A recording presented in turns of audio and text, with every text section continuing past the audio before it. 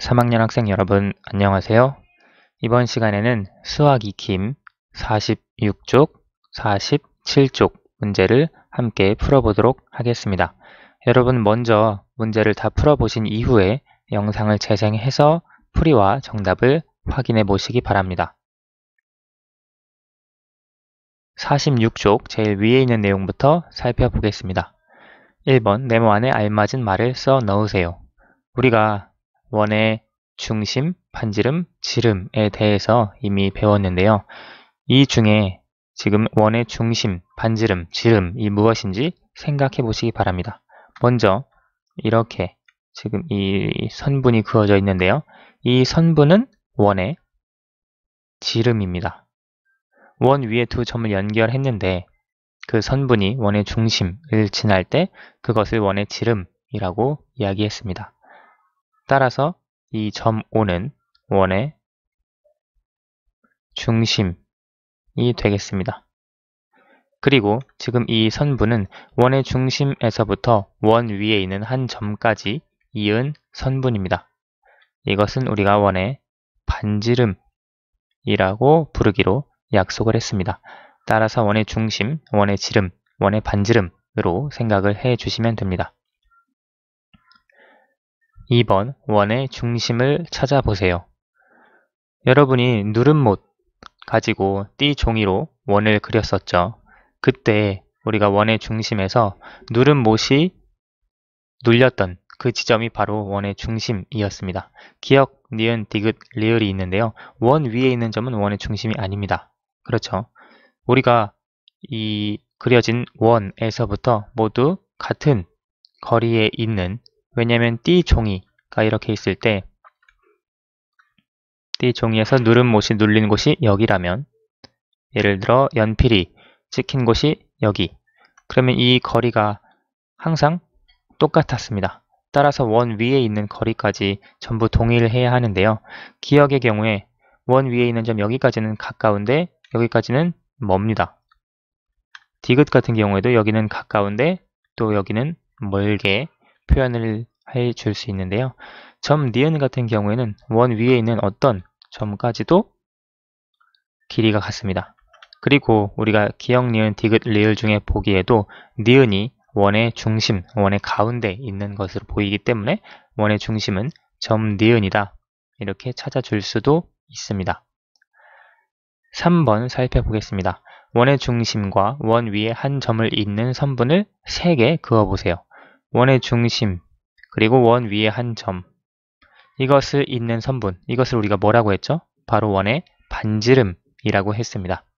그러면 우리가 원의 중심에서부터 원 위에 한 점, 예를 들어 이 점까지 있는 선분을 하나 그어보고요.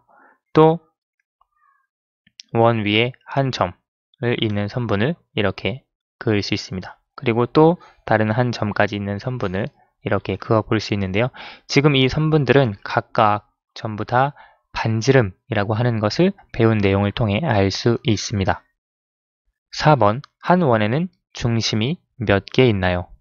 우리가 원이 이렇게 그려질 때 원의 중심은 가운데 있는 하나뿐입니다.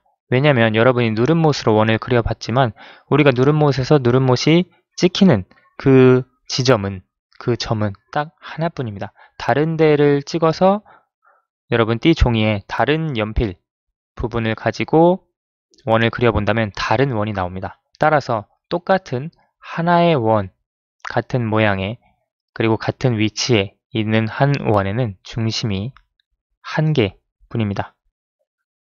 그러한 것을 여러분이 직관적으로 바로 쉽게 이해할 수 있고요. 47쪽으로 넘어가 보겠습니다. 지름을 나타내는 선분을 찾아 길이를 재어보고 알 수 있는 점을 써보세요. 지금 원 위에 기역, 니은, 디귿, 리을, 미음, 비읍, 시옷 여러 가지 점들이 찍혀 있습니다. 여기에서 뭐 선분, 기역, 이응, 선분, 뭐 니은, 비읍 이런 식으로 여러 가지 선분이 있는데요. 우리가 지름을 나타내는 선분을 찾으라고 했습니다. 지름은 다시 얘기하면 원 위에 있는 두 점을 연결했는데 그 선분이 원의 중심을 지난다면 그 선분이 지름이 됩니다. 지금 보시면 기역, 미음 같은 경우 연결을 했더니 그 선분이 원의 중심을 지납니다. 따라서 선분 기역 미음은 지름이 됩니다. 그리고 또 찾아줄 수 있는 것은 선분 니은 비읍입니다. 니은 비읍을 연결을 했더니 그 선분 역시 점 5 원의 중심을 지나기 때문에 선분 니은 비읍 역시 지름이 됩니다. 여러분 이것을 길이로 재보면 4cm가 된다는 것을 알 수 있습니다. 그리고 또 지름이 있을까요?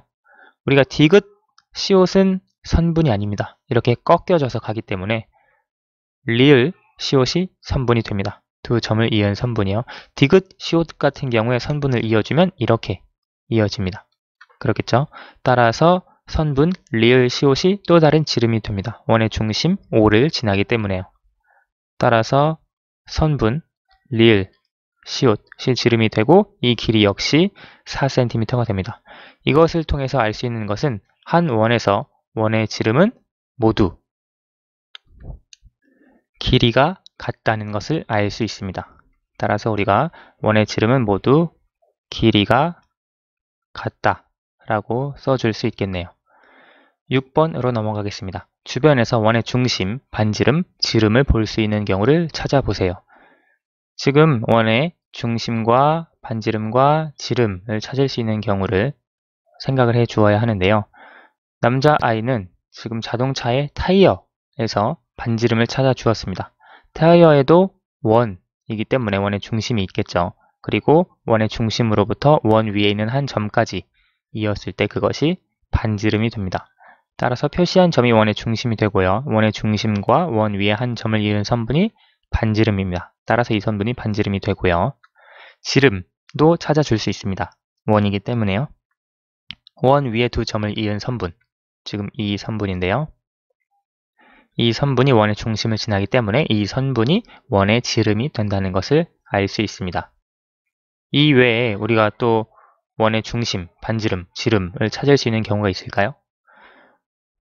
우리 주변에서 쉽게 찾을 수 있는데요. 예를 들어 원을 찾으면 그 원에서 우리가 중심, 지름, 반지름은 쉽게 찾아줄 수 있습니다. 우리가 이 원을 생각을 해줄 텐데요. 이 원은 무엇이냐면 시계입니다.